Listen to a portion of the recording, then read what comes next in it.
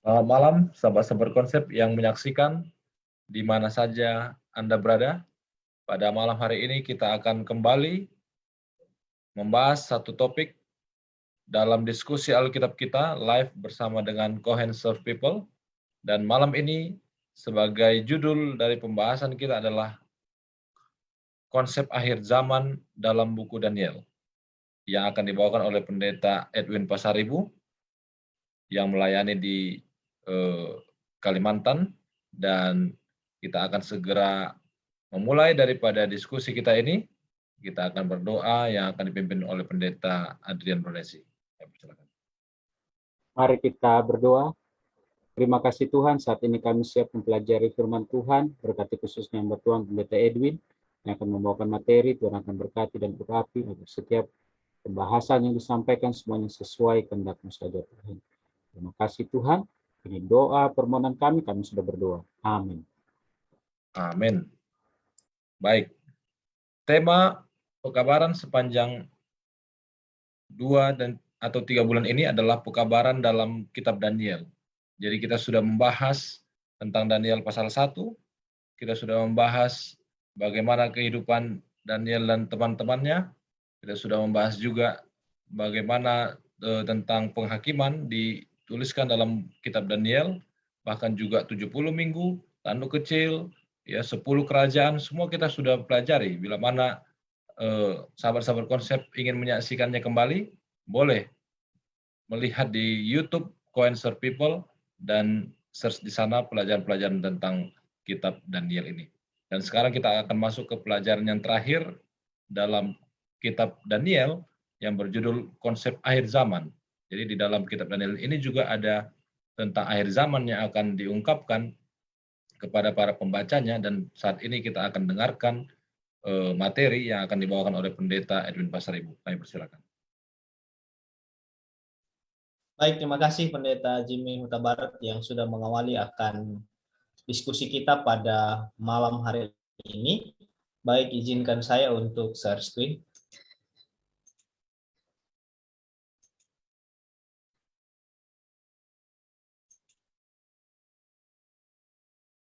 Baik, apa sudah terlihat, Pendeta Jimmy? Ya, sudah, Pendeta. Silakan dilanjutkan. Oke, baik. Terima kasih. Sebagai judul pelajaran kita pada malam hari ini, tadi sudah diawali, sudah disampaikan oleh Pendeta Jimmy, konsep akhir zaman dalam kitab Daniel. Dan pelajaran kita pada malam hari ini didasari dari kitab Daniel pasal yang ke-12 sebagai kitab atau pasal yang terakhir dalam kitab Daniel. Baik, sebagai pembahasan atau yang akan kita bahas pada malam hari ini, saya ada berikan beberapa hal yang perlu kita bahas. Yang pertama adalah apa yang menjadi konsep akhir zaman di dalam kitab Daniel ini sendiri. Yang kedua, hal-hal apa yang terjadi pada akhir zaman di dalam kitab Daniel. Dan yang ketiga, apa pelajaran rohani yang dapat kita ambil menjadi satu pelajaran ketika kita belajar tentang peristiwa akhir zaman. Baik, di dalam pendahuluan akan pelajaran kita pada malam hari ini, kita akan lihat bahwa kitab Daniel dibagi menjadi 3 bahagian, yang dimana di antaranya bagian yang pertama dalam Daniel 1, 3, 4, 5, dan 6. Ini adalah model iman yang harus dimiliki oleh umat-umat Tuhan di dalam menghadapi sejarah dunia dan pergumulan dan pergumulan umat-umat Tuhan hingga Yesus datang kali yang kedua. Yang kedua, dalam Daniel pasal yang ke-9, ini berbicara tentang kemunculan Mesias sebagai solusi bagi manusia untuk memiliki iman yang sejati dalam menghadapi sejarah dunia dan pergumulan umat-umat Allah. Dan bagian yang ketiga adalah dalam Daniel pasal yang kedua, 7, 8, 10, 11, dan 12, ini berbicara tentang sejarah dunia ini. Dan diawali dari kerajaan Babylon sampai kedatangan Yesus yang kedua kali. Dan ini saya kutip dari tulisan daripada hamba Tuhan Pendeta Pardosi, Iman, Yesus, dan Nubuat dalam Daniel. Jadi inilah bahagian-bahagian daripada kitab Daniel. Dan kita sudah tiba pada malam hari ini dalam Daniel pasal yang ke-12 tentang penutupan sejarah akan dunia ini. Yang saya tadi berikan judulnya konsep akhir zaman di dalam kitab Daniel. Baik, apa sebenarnya konsep akhir zaman di dalam kitab Daniel ini? Nah, akhir zaman dalam kitab Daniel adalah satu rentetan yang akan diakhiri dengan datangnya satu kerajaan yang kekal. Di mana kalau kita lihat, kalau kita baca mulai dari Daniel pasal 2 sampai Daniel pasal 12, di sana kita akan lihat bagaimana kitab Daniel memberikan satu rentetan zaman kepada pembacanya dan juga kepada kita yang membaca dan juga mempelajari. Dan diawali dari Daniel pasal 2, di sana kita bisa lihat bahwa Raja Nebukadnezar bermimpi di mana dia melihat satu mimpi yang di penglihatannya itu satu patung yang tinggi besar, di mana kepala itu terbuat dari emas, dada itu dan lengan terbuat dari perak, pinggang dan dari tembaga, paha dari besi, kaki dari tanah liat dan juga besi. Dan yang terakhir adalah dalam peristiwa mimpi itu, ia melihat bahwa ada satu batu yang terungkit tanpa perbuatan tangan manusia, di mana hal ini adalah satu gambaran atau satu nubuatan yang diberitahukan kepada Raja Nebukadnezar tentang rentetan sejarah atau rentetan zaman yang akan terjadi, di mana kepala itu yang terbuat dari emas itu adalah kerajaan Babylon, dada dan lengan dari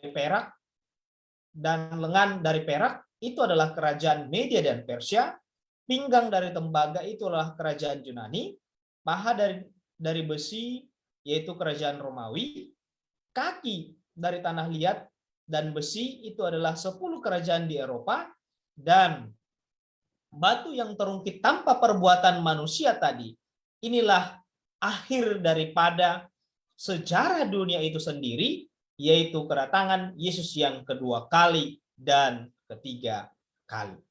Baik, di dalam Daniel pasal yang ke-7, hal yang sama juga diperlihatkan.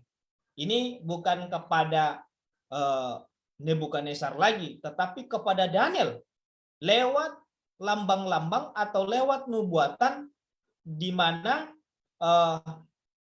digambarkan dengan binatang-binatang yang cukup menyeramkan, dan diakhiri dengan satu konsep yang kita bisa lihat bahwa ada satu penutupan zaman, di mana di dalam Daniel pasal 7 ayat 9 sampai 14, di sana kita bisa lihat bahwa ada satu peristiwa yang diawali dengan pengadilan penghakiman yang dilakukan oleh yang lanjut usianya kepada semua umat-umat Tuhan.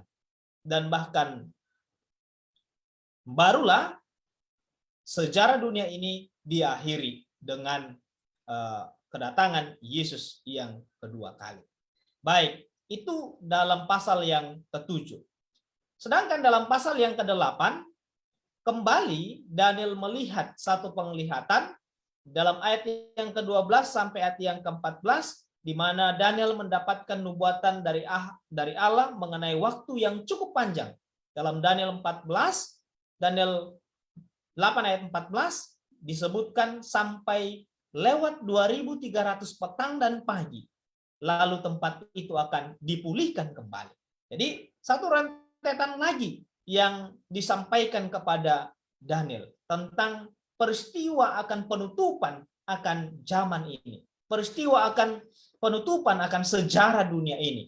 Dan di Daniel pasal yang ke-12 sebagai inti daripada pelajaran kita pada malam hari ini, bagaimana kita akan lihat bahwa konsep akhir zaman dalam kitab Daniel ini diakhiri di dalam Daniel pasal yang ke-12. Nah, Daniel pasal 12 ayat 1 di sana disebutkan pada waktu itu juga akan muncul Michael, pemimpin besar itu yang akan mendampingi anak-anak bangsamu, dan akan ada satu waktu kesesakan yang besar seperti yang belum pernah terjadi sejak bangsa-bangsa sampai pada waktu itu. Tetapi pada waktu itu bangsamu akan terluput, yakni barang siapa yang didapati namanya tertulis dalam kitab itu. Nah, apa artinya pada waktu itu? Nah, pada waktu itu artinya satu peristiwa yang akan terjadi di akhir zaman, yaitu peristiwa-peristiwa besar yang akan terjadi di akhir zaman. Dan kalau kita merujuk kepada Daniel pasal yang ke-11 ayat 4 dan 45, peristiwa itu adalah suatu peristiwa di mana ketika Raja Negeri Utara mendirikan kemah kebesarannya di Gunung Permai yang kudus, dan dia dikalahkan. Tidak ada yang menolong. Artinya bahwa kerajaan dunia ini akan binasa, dan kita lihat tadi mulai dari Daniel pasal 2 sampai kepada Daniel pasal 12 ini, bahwa Tuhan mengakhiri segalanya, mengakhiri sejarah dunia ini dengan apa? Dengan kerajaan yang kekal. Itulah konsep daripada rentetan sejarah dunia yang dituliskan di dalam kitab Daniel. Nah, selanjutnya dalam pelajaran kita pada malam hari ini, hal-hal apa saja yang terjadi pada akhir zaman di dalam Daniel pasal yang ke-12 ini. Nah, kalau kita lihat di ayat yang pertama, setelah Daniel melihat penglihatan, diberitahukan kepadanya bahwa pada waktu itu akan muncul Michael. Michael ini adalah pemimpin, yaitu Kristus itu sendiri. Maka akan ada satu peristiwa yang akan terjadi. Apa itu? Ada satu waktu kesesakan yang besar, seperti yang belum pernah terjadi sejak ada bangsa-bangsa sampai pada waktu itu. Nah, di mana di dalam Daniel pasal yang ke-12 ayat 1 di sana dikatakan masa kesusahan besar ini akan dimulai setelah kasih karunia berakhir dan Roh Kudus terangkat dari bumi. Ini kita bisa lihat di dalam Wahyu pasal 22 ayat yang ke-11, karena kitab Daniel berkaitan erat dengan kitab Wahyu. Dimana kalau kita baca dalam Wahyu 22 ayat 11, bahwa di sana disebutkan barang siapa berbuat jahat, biarlah ia terus berbuat jahat. Barang siapa yang cemar, biarlah ia terus cemar. Dan barang siapa yang benar, biarlah ia terus benar dan berbuat benar. Dan barang siapa yang kudus, biarlah ia tetap menguduskan dirinya. Di mana bahwa di zaman akhir akan ada satu kesesakan, akan ada satu peristiwa yang terjadi. Dan Yeremia menggambarkan hal ini seperti yang dialami oleh Yakub ketika dia bergumul di Sungai Yabok, tetapi dikatakan ketika kita setia kepada Tuhan, kita akan diselamatkan. Inilah peristiwa atau hal-hal yang akan terjadi yang disampaikan oleh Tuhan kepada Daniel dan juga kepada kita saat ini. Bagaimana kita mempersiapkan diri kita untuk hal-hal yang sudah disampaikan kepada kita. Baik, hal-hal yang akan terjadi pada akhir zaman ini, kita akan lihat bahwa apabila tugas pengantaran Kristus berakhir dan Roh Tuhan telah ditarik dari tengah-tengah umat manusia, maka kuasa kegelapan yang sekarang ini akan turun ke dunia ini dengan luapan kegeraman yang tak terlukiskan. Terjadilah satu pertentangan hebat seperti yang belum pernah terjadi dan yang tidak dilukiskan dengan pena. Jadi ada suatu kekuasaan yang begitu luar biasa. Mungkin kita sudah pelajari beberapa waktu yang lalu bahwa akan adanya kesesakan besar, adanya usaha untuk mengubah hukum dan lain sebagainya. Dan ini akan terjadi di zaman akhir. Nah, tetapi dikatakan pada waktu itu bangsamu akan terluput, yakni barang siapa yang didapati namanya tertulis dalam kitab itu, dalam Daniel 12 ayat 1. Di mana ada pengharapan bagi orang yang percaya kepada Yesus Kristus, di mana setiap orang yang namanya tertulis dalam kitab itu akan diselamatkan. Jadi tidak semua orang pada akhir zaman itu akan mengalami kesesakan besar itu. Bahwa akan ada orang yang tidak mengalaminya. Kenapa? Karena orang itu adalah orang yang percaya kepada Yesus Kristus. Dan namanya telah tertulis dalam kitab keselamatan. Apa itu? Kitab apa itu yang dimaksudkan dengan kitab keselamatan itu? Nah, di dalam Daniel pasal 7 ayat yang ke-10, kitab itu yang dimaksudkan adalah kitab kehidupan. Dan kita juga bisa lihat di dalam Filipi 4 ayat yang ke-3, Wahyu 13 ayat yang ke-8, dan Wahyu 20 ayat yang ke-15, Wahyu 21 ayat 27, Wahyu 22 ayat yang ke-19. Nah, pada waktu itu malapetaka akan juga dijatuhkan, termasuk 7 malapetaka yang terjadi di dalam Wahyu pasal 16 yang diakhiri dengan kedatangan Yesus yang kedua kali. Dan inilah yang akan terjadi di akhir zaman sebelum kedatangan Yesus yang kedua kali.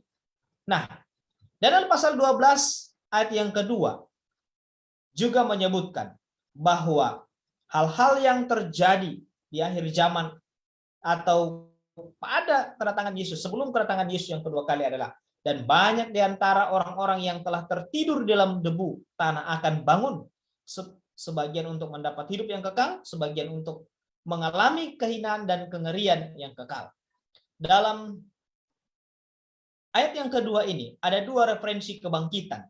Yang pertama dalam Daniel 12 ayat yang kedua dan Daniel 12 ayat yang ke-13, di mana kebangkitan yang pertama adalah kebangkitan khusus bagi orang-orang yang membunuh Yesus pada kedatangannya yang kedua kali. Dan kebangkitan yang kedua adalah bagi orang-orang yang kudus, termasuk janji ini disampaikan kepada Daniel. Yang berarti bahwa kehidupan kekal akan diberikan kepada kita pada saat kita ditebus, pada saat kita mati. Bukan ketika kita mati. Kita akan tidur dalam kematian dari saat kita meninggal dunia hingga kebangkitan nantinya. Jadi di sini bahwa konsep orang mati itu langsung masuk surga, kitab Daniel sampaikan kepada kita bahwa kematian itu tidak seperti itu. Kematian itu adalah tidur, di mana orang yang sudah mati, pengkhotbah katakan, tidak dapat melakukan apa-apa atau berpikir tidak akan bisa.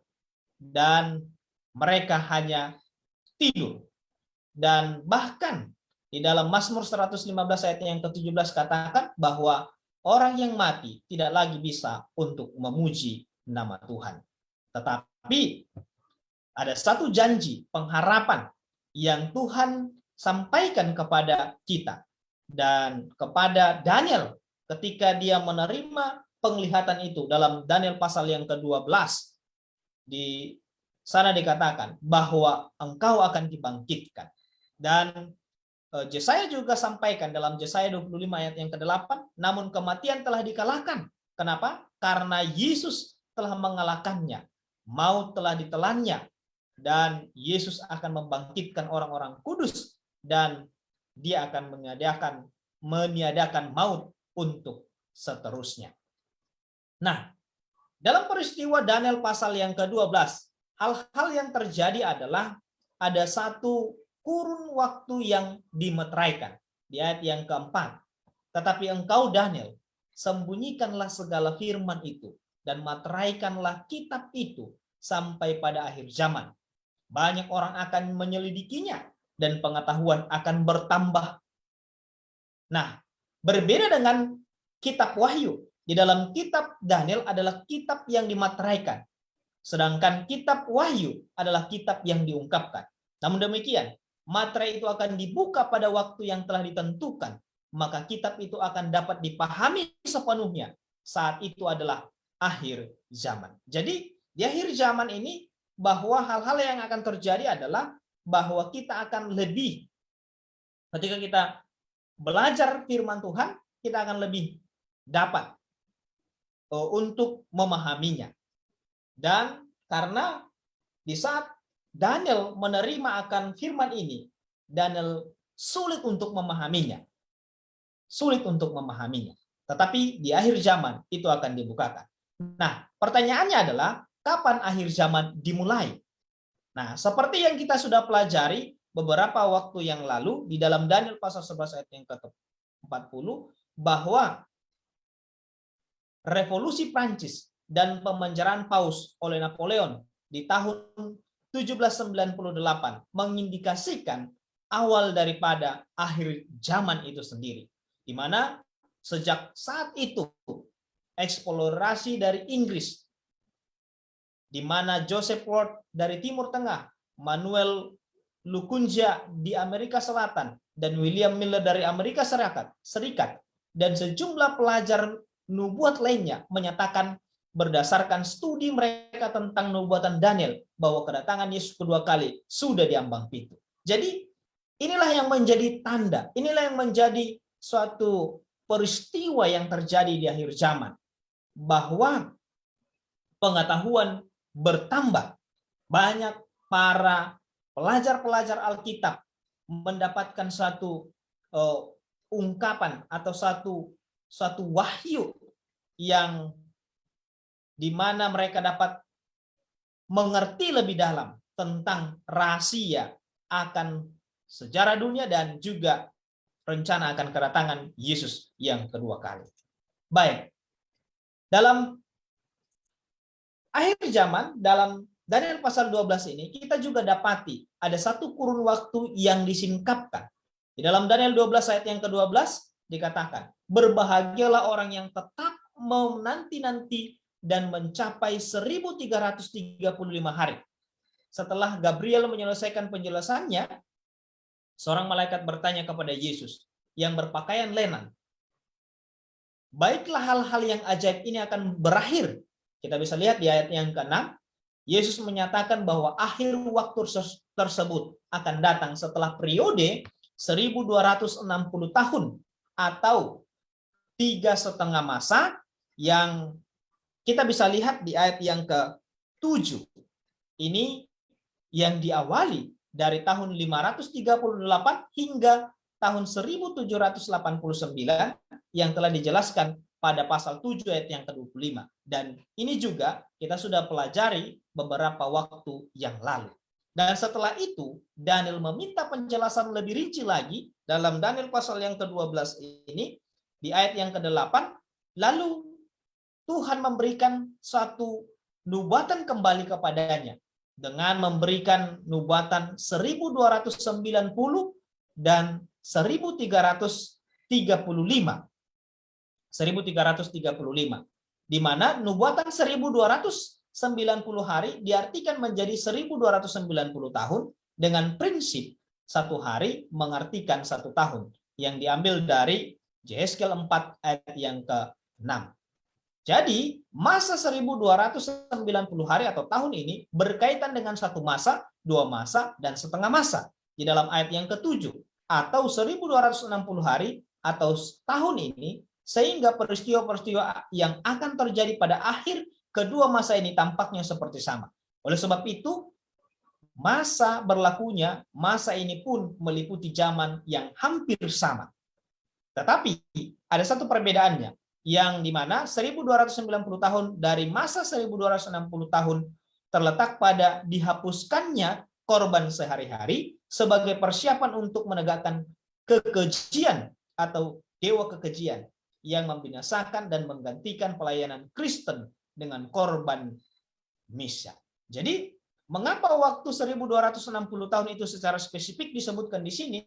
Ialah karena tidak ada lagi kuasa sejarah dunia yang menggencet umat-umat Tuhan. Jadi ketika Daniel bertanya kepada Tuhan, apa artinya ini? Bahwa ini adalah satu rentetan sejarah di mana umat-umat Tuhan lepas daripada penyiksaan ataupun penganiayaan dari orang yang tidak setia atau antikris.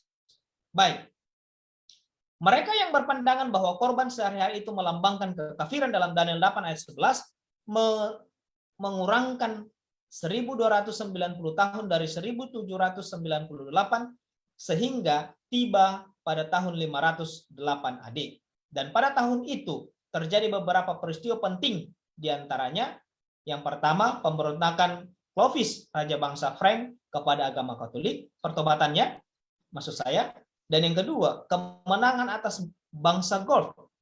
Dan yang ketiga, pementasan penting dalam pendirian keunggulan kekristenan Romawi di wilayah Romawi Barat.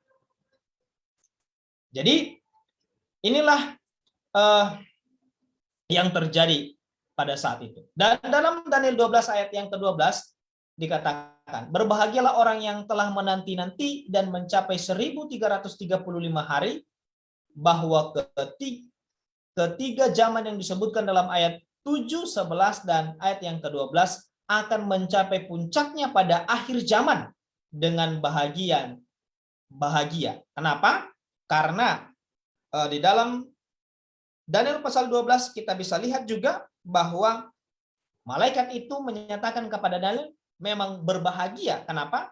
Karena bagian-bagian buku Daniel yang sudah dimateraikan itu akhirnya akan dimengerti oleh umat-umat Tuhan. Dan orang-orang yang kudus miliknya yang maha tinggi itu pun segera akan menerima pemerintahan dan akan menanggung pemerintahan itu sampai selama-lamanya. Dan yang kedua, akhir masa 1260 tahun dan masa 1290 tahun yang jatuh pada tahun 1798 itu adalah tahun bahagia umat Tuhan, dibebaskan dari penindasan dan penganiayaan kekuasaan kekristenan yang berkelanjutan selama 1260 tahun. Jadi satu kebahagiaan bagi umat Tuhan bahwa mereka dilepaskan dari penganiayaan itu. Nah, inilah yang terjadi sepanjang akhir zaman.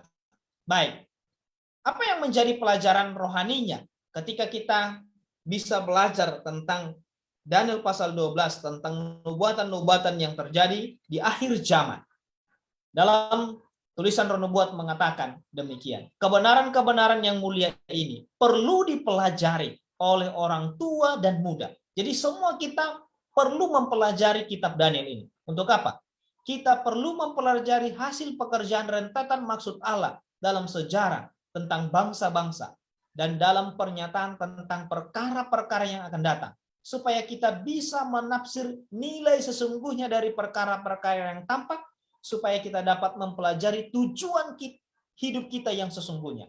Sebenarnya apa tujuan kita hidup di dunia ini? Kemana kita setelah kita mati? Jadi kita perlu mempelajari nubuatan-nubuatan Pak Daniel secara khusus tentang akhir zaman, supaya kita tahu kemana tujuan kita. Sehingga dengan melihat peristiwa zaman dalam terang kekekalan, kita dapat meletakkannya pada pengagungan yang tetap dan mulia. Jadi dengan mempelajari prinsip-prinsip kebenarannya dan menjadi rakyat dan warganya, kita dapat bersedia pada kedatangannya supaya maksud dengan dia untuk memilikinya. Jadi inilah tujuannya kita mempelajarinya. Sekalipun mungkin secara ketika kita belajar, kita menemukan banyak kesulitan. Kita menemukan banyak yang perlu kita pelajari. Tetapi kita perlu mempelajarinya untuk apa? Untuk kita tahu apa tujuan hidup kita dan bagaimana kita bersedia pada kedatangan Yesus yang kedua kali untuk mengakhiri daripada sejarah dunia ini. Dan selanjutnya dikatakan, sejarah yang ditandai oleh aku adalah aku, yaitu Tuhan sendiri, yang besar itu dalam firman-Nya menghubungkan mata rantai demi mata rantai dalam rantai nubuatan sejak zaman kekal yang silam sampai kepada zaman kekal yang akan datang, menceritakan di mana kita berada dalam perjalanan zaman dan apa yang dapat diharapkan pada masa yang akan datang. Semua yang nubuatan katakan lebih dahulu akan terjadi, sehingga sekarang ini telah ditelusuri di atas halaman sejarah, dan kita boleh memastikan bahwa semua yang belum terjadi akan digenapi secara berurutan. Jadi, ketika kita belajar tentang nubuatan ini, tentang pelajaran akhir zaman, maka kita akan dapat melihat bagaimana sejarah dunia ini dan bagaimana kita lihat bahwa nubuatan-nubuatan yang disampaikan dalam kitab Daniel dan juga secara khusus di dalam keseluruhan Alkitab akan digenapi secara berurutan tepat pada waktunya Tuhan. Dan sebagai kesimpulan bagi kita pada malam hari ini, bahwa kebenaran firman Tuhan mengenai sejarah dunia telah disampaikan kepada semua umat Tuhan melalui nabi-nabinya, termasuk Nabi Daniel. Dengan menyelidiki akan firman Tuhan dengan seksama dan tuntas akan membawa pada puncak pengetahuan dan yang akan dipertambahkan kepada kita. Dan bukan hanya itu, tetap kita juga akan memiliki keteguhan iman untuk percaya kepada Tuhan. Dan yang ketiga, Tuhan memberikan satu jaminan pengharapan kepada umat Tuhan yang setia kepadanya, bahwa sekalipun kita harus mati sebelum semua nubuatan ini tergenapi, bahwa kita akan dibangkitkan pada waktu kedatangannya yang kedua kali. Inilah yang menjadi pelajaran kita pada malam hari ini. Biarlah kita boleh tetap setia pada akhir zaman ini untuk tetap percaya kepada Tuhan, karena kita akan menghadapi banyak hal-hal yang akan terjadi di akhir zaman. Tuhan memberkati kita. Baik, terima kasih Pendeta Edwin Pasaribu yang sudah menyampaikan materi dengan sangat baik, konsep akhir zaman dalam kitab Daniel ya. Jadi bagaimana sepanjang zaman tadi sudah disampaikan, dari tahun-tahun nubuatan sampai dengan sekarang ini, bahkan sampai nanti Tuhan datang, apa-apa saja yang akan terjadi di dunia ini. Dan itu adalah hal yang sangat penting kepada kita sebagai umat-umat Tuhan untuk kita ketahui bersama, agar kita dapat menyelidiki firman, kita semakin kuat dalam iman, dan bahkan juga kita semakin yakin bahwa Tuhan akan segera datang menjemput umat-umatnya. Kita akan masuk kepada sesi tanya jawab atau diskusi. Di sini sudah ada satu pertanyaan yang akan kita diskusikan bersama. Baik, saya akan baca pertanyaannya. Jadi konteks akhir zaman dalam buku Daniel merujuk kepada kedatangan Yesus yang kedua kali atau kepada perhitungan nubuatan 2300 petang dan pagi. Ya, jadi ada pertanyaan, apakah itu merujuk kepada kedatangan Yesus, pembahasan kita ini, atau merujuk kepada nubuatan 2300 petang dan pagi itu saja yang ada di dalam kitab Daniel. Silakan Pendeta Edwin menanggapi terlebih dahulu. Baik, terima kasih atas pertanyaannya.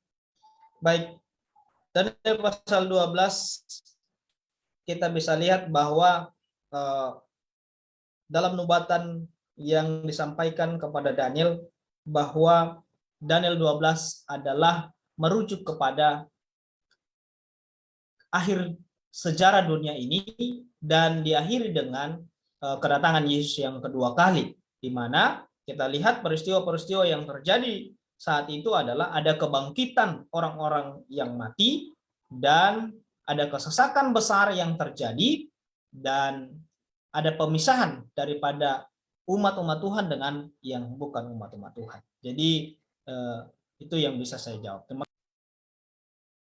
Baik, terima kasih Pendeta Edwin Wasaribu. Jadi tetap disinggung juga ya, 2300 petang dan paginya sampai kepada Yesus datang kedua kali nanti.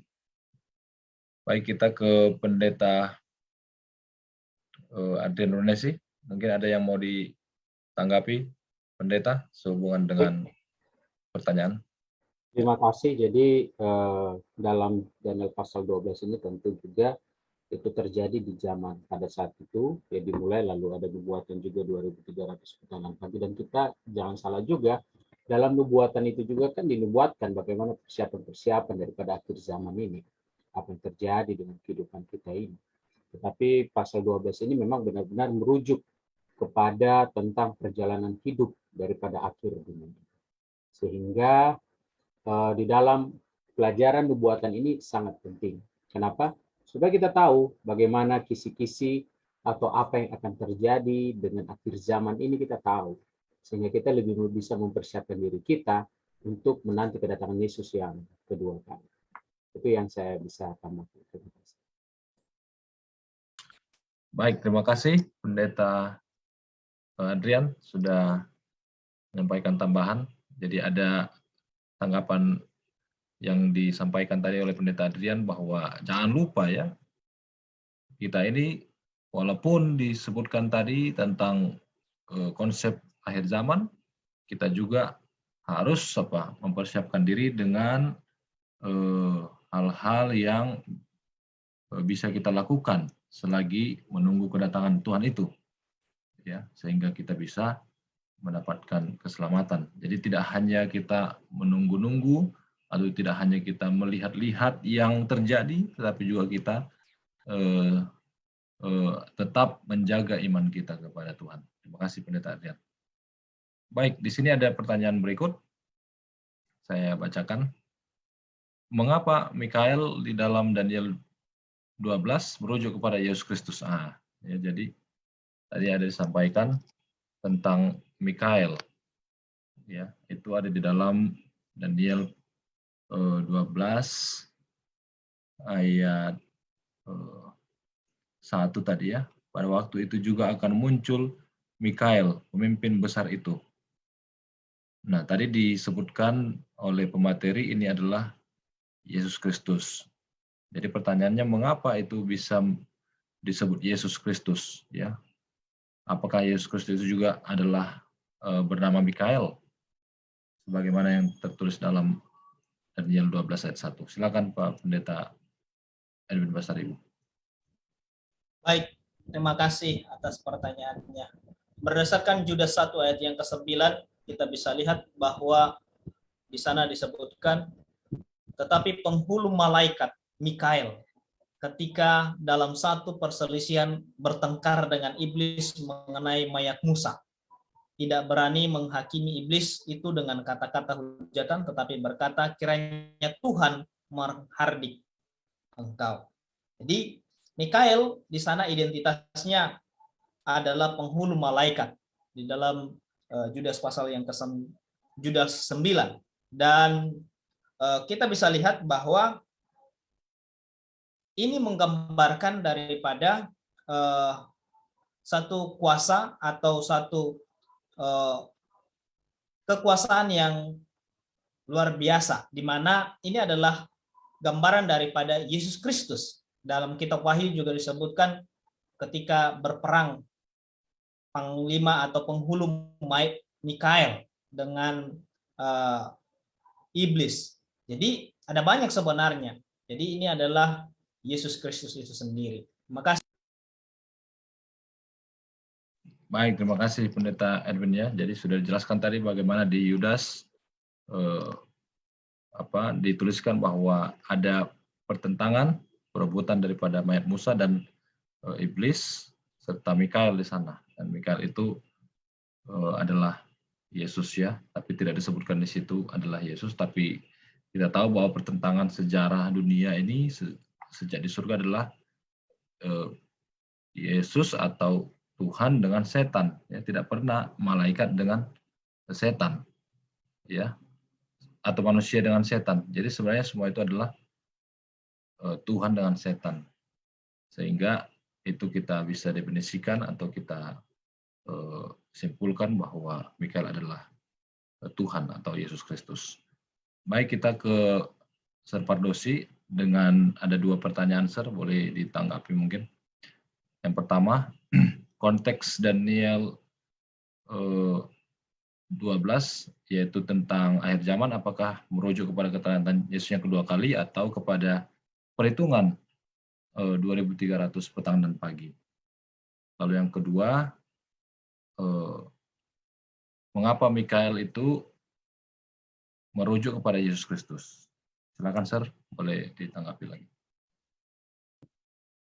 Baik, terima kasih. Salam jumpa kembali kepada semua sahabat-sahabat konsep yang setia mengikuti program ini maupun menyaksikannya melalui siaran di Facebook maupun di YouTube kita ya.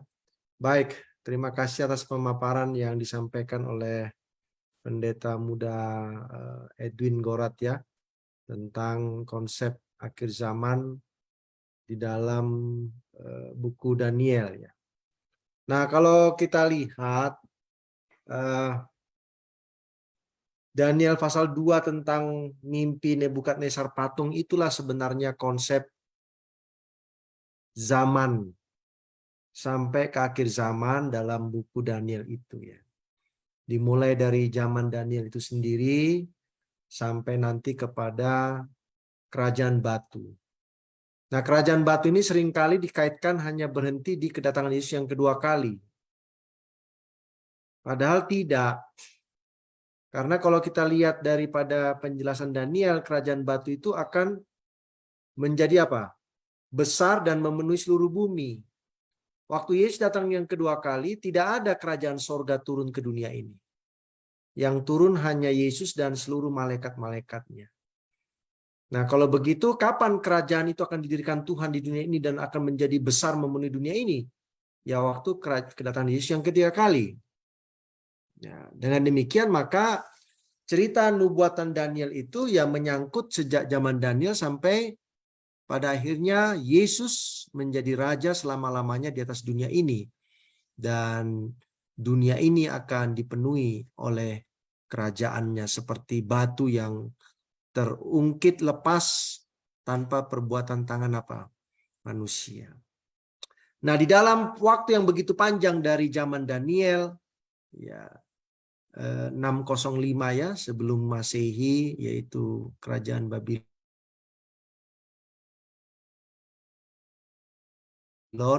yang kedua kali sampai yang ketiga kali, maka ada nubuatan-nubuatan waktu yang menolong manusia untuk memahami peristiwa-peristiwa apa yang terjadi. Ya, di dalam pemahaman buku Daniel, maka akhir zaman itu dimulai setelah lewatnya nubuatan 2300 petang dan pagi. Ya, terlebih khusus setelah berakhirnya masa tanduk kecil, yaitu 3,5 masa atau dari tahun 538 sampai 1798. Karena di Daniel 7 itu, di situ juga diceritakan tentang orang-orang kudus itu akan memegang pemerintahan, Daniel 7 ayat 18 ya, memegang pemerintahan itu sampai selama-lamanya, bahkan kekal selama-lamanya. Kapan pemerintahan itu diberikan kepada orang kudus? Ya, waktu Yesus datang yang kedua kali. Kita akan memerintah selama 1000 tahun di mana? Di sorga ya, bersama dengan Yesus Kristus. Ya, jadi tahun-tahun yang muncul atau nubuatan-nubuatan yang muncul di buku Daniel itu adalah hal-hal yang mengisi periode dari 605 sampai Yesus datang yang kedua, bahkan yang keberapa? yang ketiga. Nah, yang paling panjang adalah nubuatan 2300 petang dan pagi. Di dalam 2300 petang dan pagi itu ada 70 minggu, ada juga 1260 hari atau tahun, ada juga 1290 tahun atau hari, Daniel pasal 12, dan ada juga 1335 hari atau tahun. Disitulah dalam 2300 petang dan pagi itulah semua dimasukkan ke dalam. Nah, setelah selesai 2300 petang dan pagi, maka dimulailah yang namanya masa penghakiman itu, ya. Jadi kita dapat simpulkan bahwa memang buku Daniel ini membahas tentang sejarah dunia ini sampai akhir zaman, ya, dengan lambang-lambang atau simbol-simbol nubuatannya baik patung maupun binatang-binatang. Pertanyaan yang kedua adalah mengapa itu dikaitkan kepada Yesus sebagai Mikael? Ya karena memang di dalam Alkitab baik itu perjanjian lama ataupun perjanjian baru, maka Yesus itulah yang disebut sebagai apa? Sebagai Mikael, ya. Nah, dalam buku Daniel sendiri, Mikael itu sudah muncul sejak Daniel 10 ayat yang keberapa? Ayat yang ke-13. Di Daniel 10 itu sangat jelas, di situ ada muncul Mikael dan ada juga muncul Gabriel. Gabriel tidak tahan menghadapi raja-raja orang Persia sehingga akhirnya Mikael turun. Ya, kalau Gabriel malaikat tidak sanggup menghadapi raja-raja orang Persia, berarti harus ada yang lebih berkuasa dari malaikat. Gabriel itu kan adalah malaikat yang paling banyak muncul di Alkitab, ya, secara nama, ya. Karena di Alkitab banyak juga muncul malaikat atau malaikat Tuhan, tapi tidak ada namanya. Kalau ini ada namanya Gabriel. Gabriel inilah yang kita mengerti sebagai utusan Tuhan yang banyak berinteraksi dengan apa? Manusia. Nah, kalau Gabriel tidak sanggup melawan raja-raja Persia, ini dalam konteks Daniel 10 itu kan pertentangan di dalam pikiran raja-raja orang Persia itu kan, apakah akan mengizinkan orang Israel itu pulang ke Yerusalem atau tidak, maka Gabriel ditarik dalam pertempuran itu, lalu datanglah siapa? Mikael. Kalau begitu siapa? Apakah Mikael ini malaikat juga? Ya kalau Gabriel saja sudah tidak tahan, masa dikirim lagi malaikat yang lain? Maka ini bukanlah malaikat. Siapa ini? Nah, Mikael itu kan artinya adalah siapakah seperti Allah. Malaikat tidak bisa. Bagaimana malaikat bisa diberi nama siapakah seperti Allah? Makanya kan lain. Ya, memang di Alkitab kita hanya tahu satu saja nama malaikat, ya, itulah Gabriel, ya. Sisanya nggak pernah kita tahu. Lalu bagaimana dengan Yesus? Siapakah seperti Allah? Nama itu tidak mungkin diberikan kepada seorang malaikat, karena malaikat tidak seperti Allah. Nama itu hanya mungkin diberikan kepada yang seperti Allah. Makanya nama itu menjadi sebuah pertanyaan. Mikael, who is like God? Ya jawabannya hanya Yesus Kristus. Yesus itu adalah Allah. Makanya ditanya, siapakah yang seperti Allah? Dan itu adalah jawabnya siapa?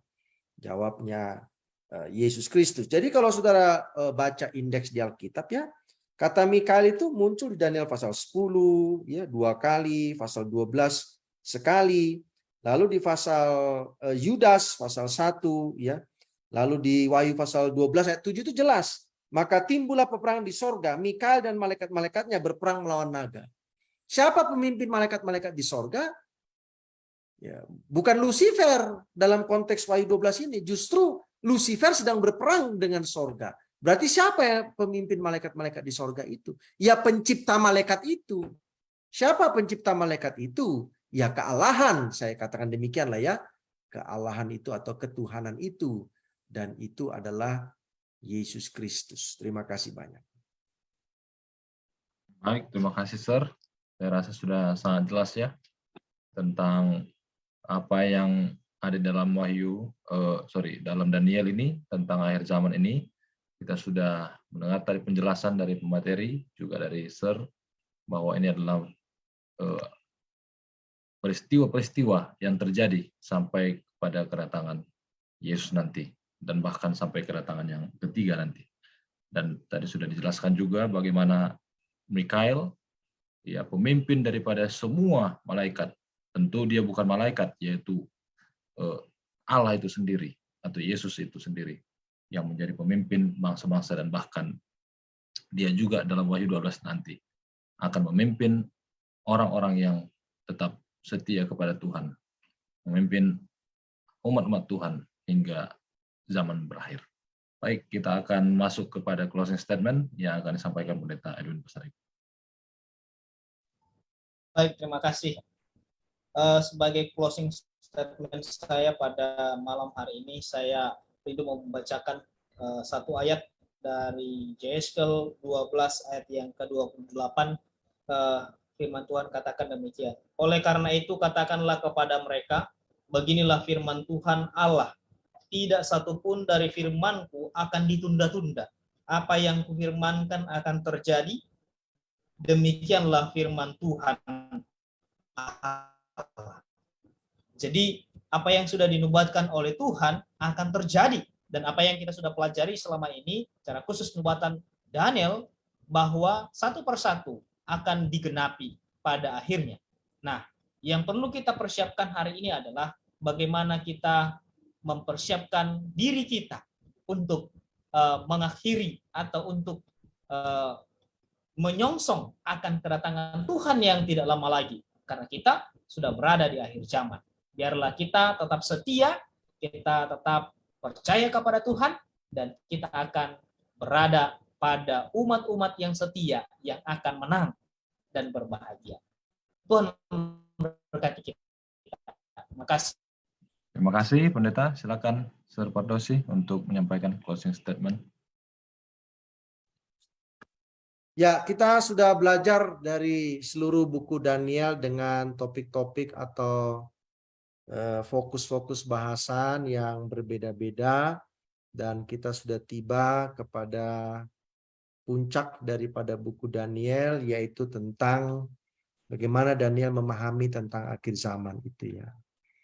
Dan tadi saya sudah katakan bahwa akhir zaman dalam pemahaman kitab Daniel itu dimulai pada waktu berakhirnya kekuasaan tanduk kecil ya 1798, yaitu juga menjelang penutupan nubuatan 2300 petang dan pagi. Jadi kita ini semua sedang hidup dalam cerita akhir zaman. Akhir zaman. Nah, ketika peristiwa itu sudah masuk dalam proses akhir zaman, maka di Alkitab tidak ada lagi perhitungan nubuatan tahun-tahun ya. Yang ada dalam Alkitab adalah perhitungan peristiwa. Akan ada peristiwa ini sampai Yesus datang yang kedua kali. Tetapi masalah perhitungan waktu, nubuatan waktu, tidak ada lagi sampai nanti Yesus datang yang kedua kali. Karena itu semua dituliskan dalam buku apa? Daniel. Ya, kalau saudara cek di seluruh kitab Daniel dan Wahyu ya, di buku Wahyu itu akan muncul lagi 3,5 masa, 42 bulan, dan itu merujuk kepada Daniel itu, yaitu kekuasaan tanduk kecil. Jadi kita tidak lagi mencoba untuk menghitung-hitung nubuatan-nubuatan waktu dalam buku Daniel yang ada 4 itu ya, 2300 petang dan pagi, 1260, 1290, dan 1335. Kita tidak lagi mencari-cari waktu penggenapannya di akhir zaman ini. Karena semuanya itu berakhir di akhir zaman, bukan terjadi di akhir zaman. Ini harus dipahami baik-baik. Semuanya itu berakhir sebagai pertanda dimulainya akhir zaman. Bukan terjadi di akhir zaman. Kalau itu terjadi di akhir zaman, berarti kita ini masih harus mencari-cari penggenapan nubuatan-nubuatan waktu yang ada di dalam apa? Di dalam buku Daniel. Nah, oleh sebab itu kita perlu memahami dengan benar bagaimana Daniel menjelaskan kepada semua pembaca konteks peristiwa-peristiwa akhir apa? Akhir zaman. Nah, yang paling kita tunggu-tunggu itu adalah dalam Daniel 12 ayat 1, yaitu masa apa itu ya? Masa suatu waktu kesesakan yang besar. Suatu waktu kesesakan yang besar. Di buku Wahyu, khususnya di Wahyu pasal yang ke-7 ayat yang ke-14, ekspresinya hampir mirip walaupun tidak sama kata demi katanya. Yaitu Wahyu 7:14, maka kataku kepadanya, Tuanku, Tuhan mengetahuinya, lalu ia berkata kepadaku, mereka ini adalah orang-orang yang keluar dari kesusahan yang besar. Ya, kalau dalam bahasa Inggrisnya Great Tribulation. Kalau versi Daniel, kesesakan yang besar atau a time of trouble. Yang dikatakan bahwa Mikael akan mendampingi anak-anaknya. Di buku Wahyu juga Tuhan akan apa? Mendampingi anak-anaknya. Makanya mereka itu adalah pemenang-pemenang. Ya, yang mengenakan jubah putih. Lalu Yohanes yang kekasih bertanya, siapakah mereka ini yang memakai jubah putih? Mereka ini adalah orang-orang yang keluar dari apa? Kesusahan yang besar. Jadi kita harus percaya, kita harus menerima pekabaran buku Daniel itu sebagai pekabaran yang menyangkut tentang sejak zaman Babylon atau zaman Daniel di Babylon sampai Tuhan akan mendirikan kerajaannya, yaitu kerajaan batu selama-lamanya di atas dunia ini. Terima kasih banyak. Terima kasih, Sir, sudah menyampaikan statement sekaligus juga konklusi dari semua tema sepanjang beberapa bulan ini yang sudah kita pelajari, yaitu pekabaran dari kitab Daniel atau buku Daniel. Dan sudah kita akhiri pada saat ini dari konsep akhir zaman di buku Daniel, biarlah kiranya pelajaran-pelajaran itu bisa kita saksikan bersama-sama melalui YouTube Concert People, dan kita akan menerima kembali atau mendapatkan kembali materi-materi yang sudah disampaikan, mungkin terlewat oleh sahabat-sahabat konsep lainnya, kita nanti akan bisa mengulangi di sana kembali. Baik, dan demikian kita akan menutup daripada diskusi kita ini. Kita akan melanjutkan topik pembahasan di bulan yang akan, minggu yang akan datang, dan kita akan bertemu kembali di live Facebook sebagaimana yang sudah kita lakukan pada saat ini. Kita akan tutup dengan doa disampaikan oleh Pendeta Matias tadi. Mari kita berdoa. Maha besar Tuhan kami yang ada di sorga, kembali lagi kami pada malam ini bersyukur karena waktu yang indah yang baik Tuhan boleh berikan kepada kami. Kami boleh belajar bersama-sama dari buku Daniel pasal yang ke-12. Dan tentunya Tuhan kami memohon urapan Roh Kudus dari sorga agar apa yang telah kami pelajari ini boleh Tuhan meteraikan dalam hati kami, sehingga kami boleh dipersiapkan dengan baik untuk menghadapi masa kesesakan yang besar itu, dan tentunya kami juga akan senantiasa bergantung penuh kepada Tuhan, sehingga pada akhirnya kami akan didapati sebagai pemenang-pemenang yang akan masuk dan tentunya berbahagia menyambut kerajaan batu, kerajaan yang tidak dapat dihancurkan itu, dan tentunya kami akan bersukacita oleh karena Yesus akan jadi Raja selama-lamanya. Saya berdoa secara khusus buat hamba Tuhan Pendeta Edwin Pasaribu, dan juga pembimbing kami hamba Tuhan Pendeta Milton Cardosi. Tuhan boleh berkati kedua hamba Tuhan dalam pelayanan mereka, dan biarlah melalui pelayanan mereka umat Tuhan boleh diberkati dan teristimewa kemuliaan. Berkati juga seluruh sahabat-sahabat konsep yang setia mengikuti, menonton setiap tayangan-tayangan pelajaran Alkitab ini. Biar Roh Kudus menuntun hati mereka sehingga mereka juga dapat diubahkan.